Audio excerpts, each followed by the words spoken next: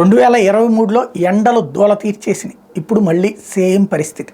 ఇంకా అంతకంటే ఎక్కువ ఎండలు వస్తున్నాయి. రాబోయేటువంటి రోజుల్లో ఎన్నికల ఈ 2 నెలలు కూడా మేలో జరగటం అన్నటువంటిది రాజకీయ పార్టీలకు ఒక పెద్ద కష్టం. ఇప్పుడు వీళ్ళకి మందు అలవాటే వెనకాల తిరిగే ప్రతి ఒక్కళ్ళకి కూలింగ్ కోసం బీర్లు అడుగుతున్నారట ఇప్పటికే.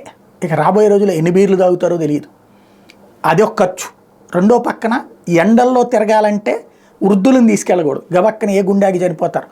కాబట్టి యంగ్స్టర్స్ని తీసుకెళ్ళాలి. వృద్ధులకైతే 200 300 ఇస్తే తిండి మందు ఇస్తే వస్తారు తోడు రావడానికి. కానీ ఇప్పుడు యంగ్స్టర్స్ని తీసుకెళ్ళాలి అంటే వీళ్ళు ఆల్రెడీ 500 ఏమో సంపాదించుకుంటారు. కాబట్టి వాళ్ళకి 1000 రూపాయల దాకా ఇవ్వాల్సి వస్తుంది. ఖర్చులు పెరిగిపోతాయి. ఓవరాల్గా చూసుకుంటే ఇంకోటి ఎలక్షన్స్ టైం. ఈ అభ్యర్థులు ఎండలో తిరగాలంటే అల్లాడిపోవాల్సి వస్తుంది. కరెక్ట్గా ఇప్పుడు నోటిఫికేషన్ వచ్చేటప్పటికి ఏప్రిల్ ఎండింగ్లో నోటిఫికేషన్ ఇవ్వాల్సి ఉంటుంది. ఆ తర్వాత 21 రోజుల ముందు ఇస్తారు. కాబట్టి అప్పటికి ఇక ఎలక్షన్ల ప్రచారం ఈలోపు చేస్తూ ఉంటే వీళ్ళకి ఎండల్లో అదిరిపోతారు, ముఖాలన్నీ నల్లబడిపోతాయి. అదే సందర్భంలో తీవ్రమైనటువంటి సమస్యలు ఎదురవుతాయి. ఒక రకంగా నరకం ఈ దఫా ఎన్నికల్లో పార్టిసిపేట్ చేయబోయే అభ్యర్థులకి డబ్బుకి డబ్బు ప్లస్ దీనికి ఇది కూడా.